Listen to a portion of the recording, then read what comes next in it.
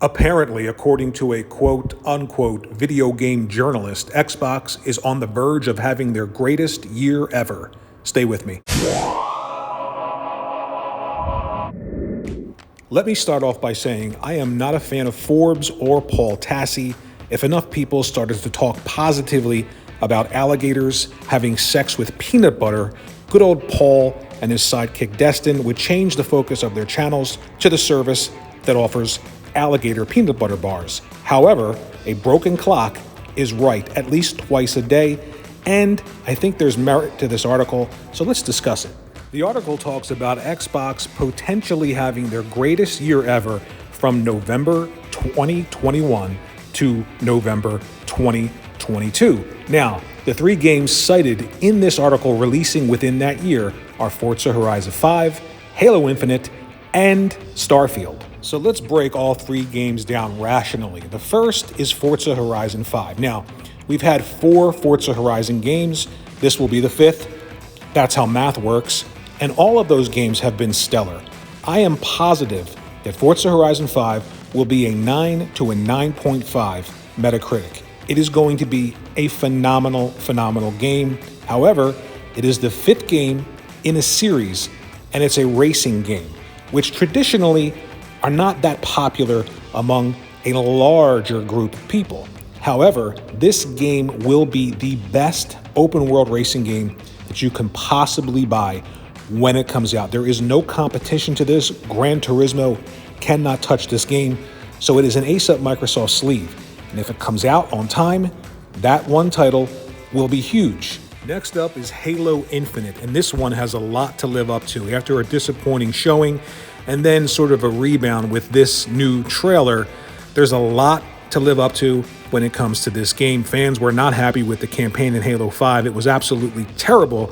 If you're a fan of Halo and the deep lore, it was almost offensive. However, the multiplayer was something that most people enjoyed. So coupled with that, if 343 can create a compelling campaign and elevate Master Chief to something other than a one-dimensional finish this fight character, it will be another huge plus in the trifecta that Microsoft has in that calendar year. Even if 343 makes a carbon copy of Halo 5's multiplayer, which most people seem to enjoy, the fact that it's going to also be free to play pretty much guarantees a large player pool coming into that game, and it's on 343 to keep them there with whatever plans they have to update that game. They've got to make those fans who love the Halo lore and Master Chief and the world happy. Then they've got to make those fans that also love multiplayer happy. Can they do it? If they do, Forza Horizon 5, Halo Infinite, huge games in that calendar year. The next game, of course, is Starfield. The only thing I know, and the only thing you know, is that Starfield is about a female astronaut who has a gun. That's it. They showed an in-engine trailer, which I'm almost positive really isn't going to be what the game looks like when you play it. Now, I'm not saying the game's going to look bad at all. It has to be one of the better looking RPGs that Bethesda has ever done, because they're making that claim. They've got to live up to it. If we have Fallout 4 character models and animations, that's not going to cut it. I don't think that's going to happen. But the only thing we know about Starfield is that it's coming out November 11th, 2022. So that will be the third game in that year of Xbox, the biggest and best year ever, potentially, according to this article.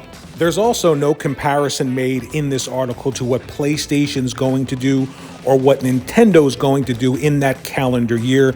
And why would there be? We're talking specifically about comparing Xbox to itself. So before Sony has their state of play, before we know what they're going to do, the idea of comparing and contrasting that year really doesn't make much sense. And even if Nintendo and Sony do something that's absolutely incredible within that year, we're simply talking about Xbox and comparing it to itself.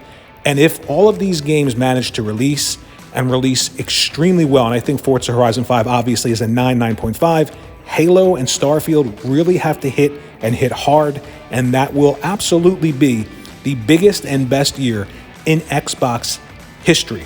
So what do you think? Do you think if all three of these games come out and they are stellar titles, I'm sure Forza Horizon 5 will be once again, Halo Infinite, a lot to live up to, Starfield, a lot to live up to, but if all three of these games hit, there are no delays and these games are incredible, I believe that in and of itself, comparing Xbox to Xbox, without knowing what PlayStation is doing, without knowing what Nintendo is doing, irregardless of what they do, that will be the biggest and best year in the history of Xbox and Xbox first-party games.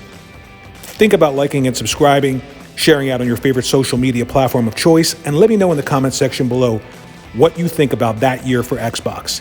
Thanks for watching.